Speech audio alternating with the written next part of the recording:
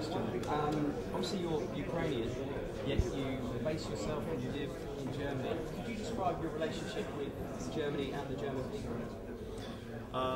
Germany is my second home, and I love Hamburg, the city where I live, and I love German people for their following, for what they are, and even if in the past, in the history, very past, with my grandfathers and so on, they were in different sides of the river, I would say this way. But you know what? This society developed amazingly, and I was so happy to see the World Championship, Soccer World Championship 2006, which went perfectly. And there were a lot of friends, which means a lot of guests from different countries who were home, who felt themselves at home in Germany.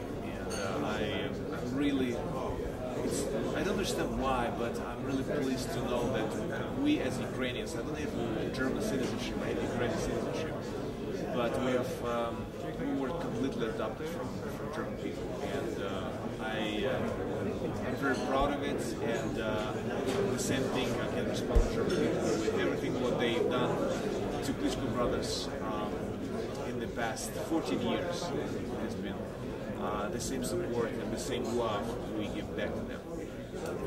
Vladimir, you mentioned how impressed you were with Derek Chisora's last fight. When you mentioned your last fight, he wasn't that impressed with your last fight. What do you say to that? Well, he can say whatever he wants to say. We are in a democratic society, and everyone can mention his opinion. If he's not impressed, but it was effective. But he also said he believes he will knock you out within 8 rounds as well. Well, he said 6 rounds or 7 rounds. Now I hear from you 9 rounds. Before he said I don't have any skills and actually consider me as it sounds like I'm kind of bum boxing. I'm sorry for the language, but then he said, it's going to be a rough, tough fight. So I believe he doesn't understand what is going on, but he'll understand later on in the ring. So he enjoys the media, he enjoys the attention, which is great. And but I think, because also I see myself in it, I think that all the wins and all the confidence that he got in his 14 fights just makes him feel this way, and that's alright, that's okay. I've been there, done that. I love the game plan. I love the plan, the game plan before the fight and the preparation, where Stuart and I will prepare very well, and I will not underestimate Derek Chisora. I will do everything to knock this man out as soon as I see the opportunity. But I have to give a lot of respect to this man to take this fight as easy as he did, and for all the confidence that he has. I love his confidence. It's amazing, because boxing fans expecting exactly what he does. Challenge. He's challenging me right now already. He's gonna challenge me in the ring. Ultimately, you expect to beat Chisora, but 5 fans around the world want to see a fight between yourself or your brother and David Haye. Forget the politics and the contracts. Will this happen? I wish that this fight will happen. We proposed twice, and he bailed out twice. So I hope that David Haye will put his courage together. And first of all, he has to win his November fight to make in the next fight, next year, the fight with Klitschko. Do you think he's just scared of you then? He is. He doesn't have a lot of courage, David Haye, and he's a liar. And unfortunately, I believe that he just overbanned the respect from the fans that he got in the years he's been fighting. I think that he made himself to be a clown. And you know what? There's a lot of chances that he's going to lose his next fight, and that means he's going to become a clown. Actually, that represents himself with a terrible way, with decapitated heads of both brothers and nonsense like that, so that he presented with the t-shirts and said it. With the upcoming fight, I mean, do you think perhaps, if the deal had been made with Chisora and got more money? Chisora shows as same as Samuel Peter. There were a lot of talk, a lot of issues, because I do run K2 promotions, and there was issues like the contracts were terrible. There was a lot of complaints about that. This is nonsense. We've been there, we've done a lot of contracts with a lot of fighters, and if they don't want to fight this Povetkin, that pulled out as well.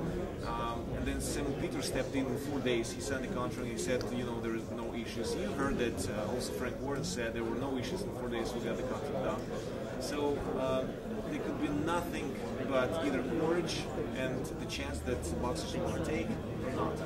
So David Haye basically talked a lot, but no action afterwards. Vladimir, if you could just take us back to the beginning. Tell us, how did this fight with you as a dominant heavyweight champion of your era come about with a relatively novice British and Commonwealth heavyweight champion? How was this fight made? How did it come together? I choose Derek Chisora because of his record. He is undefeated, and that's very important. He won impressively his last fight in September, and that's what made me to step in and propose to fight me. Without hesitation, he took the fight, and we got the signed contract right away.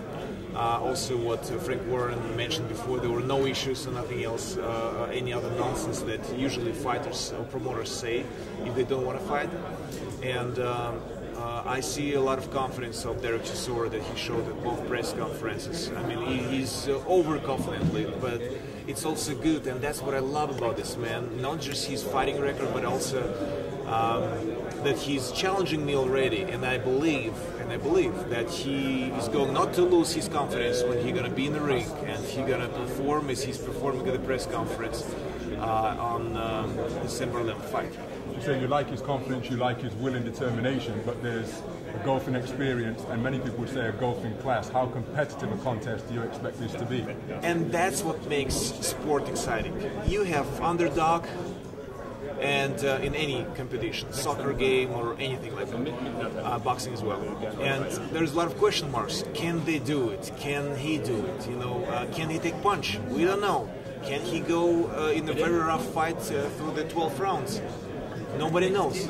So that's going to be the most exciting thing of the fight, because that's what makes the boxing fans look to this fight, and also because of the history.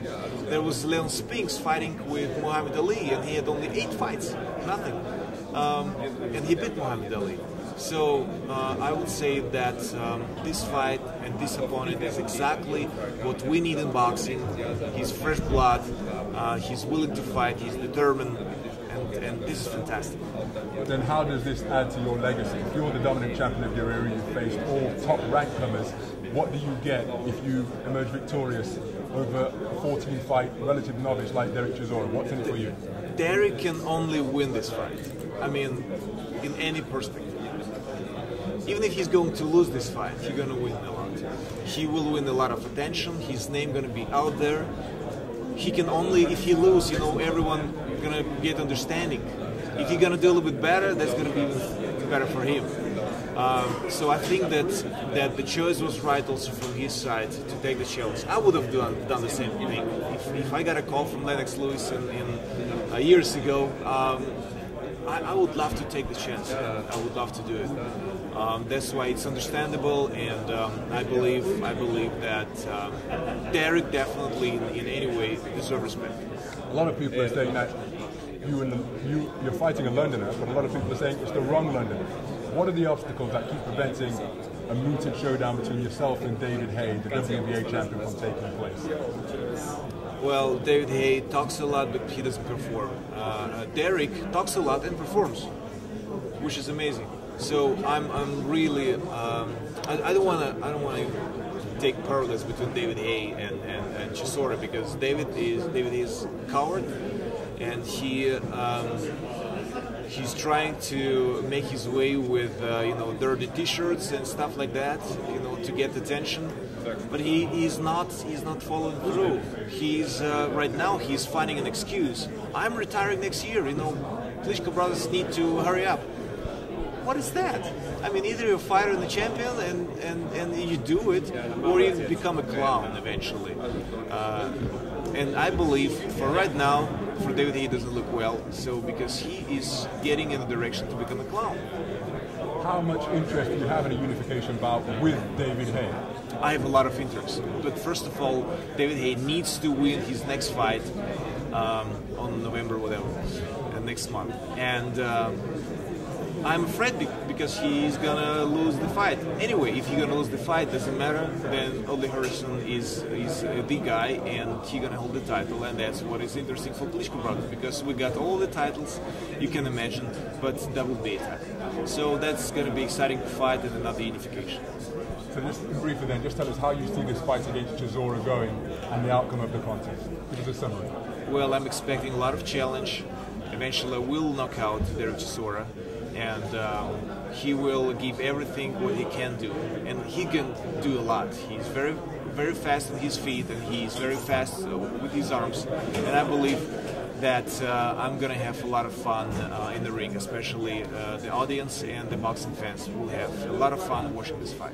In closing, sorry, you say that you are interested in a unification showdown with David Haye, assuming he comes through his next title defense against Wladimir Harrison. What message do you have to David Haye in an effort to get this fight on? What message do you have for him? Oh, David, please don't get knocked out. Wladimir, very many thanks for your time. All right.